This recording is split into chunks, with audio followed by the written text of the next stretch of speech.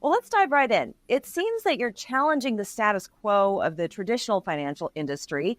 Based on your years of experience, you're claiming that financial illiteracy is preventing people from economic independence and that some large financial institutions could be taking advantage of this. In your opinion, do you believe a financial advisor's focus on profits might harm their clients' best interests? And if so, are financial advisors worth the money? Yes, absolutely. And there are just some really innate conflicts of interest within the financial services industry. There's financial planning, which is where you're coming from this perspective of trying to give this really great advice to an individual on how to reach their goals and accomplish what they're setting out to do, whether that's on the business side or the personal side. But then you have this whole other side of the fence where you have a lot of financial products. There are complex financial products between investments, insurance, annuities, and even more innate things between the blend of that.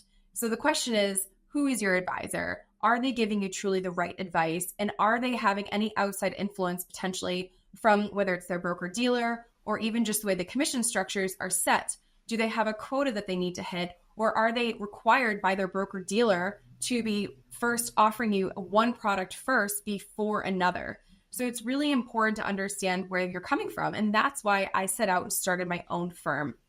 We have no quotas at our firm. We have no proprietary products. And really what we're doing is focusing on first financial strategy. That's where we're going to spend the bulk of our time with our clients. And only then, once we've agreed upon what that strategy and solution is going to be to achieve the goals that they're setting out to do, are we then and only then going to start looking out into the marketplace and see what product, if any, is going to be the best solution for this individual.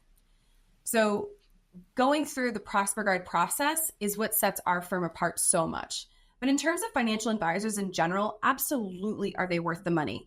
A Vanguard study found that those who work with a financial advisor end up with 50% more wealth than those who don't.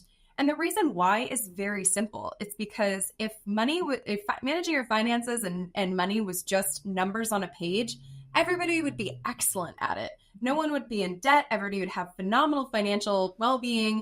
There would be no financial stress. Marriages would be getting bogged down with this financial feuds.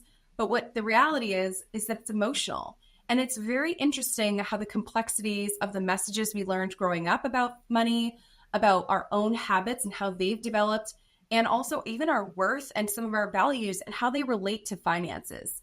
So it's really important to have that independent third party to help yourself, your business, or your marriage navigate through the emotional roller coasters of what's going on in your life to be making the right financial decision without letting too much of that cloud your judgment. So that's why not only do we go through and develop our own proprietary process of helping our clients manage what that looks like, but we also decided it was very important for us to be able to reach more people. So this is why we set out and we created 𝐸𝐲, which is essentially it's a virtual financial advisor meets behavioral psychologist. And this helps people to manage their finances that anybody can access across the country.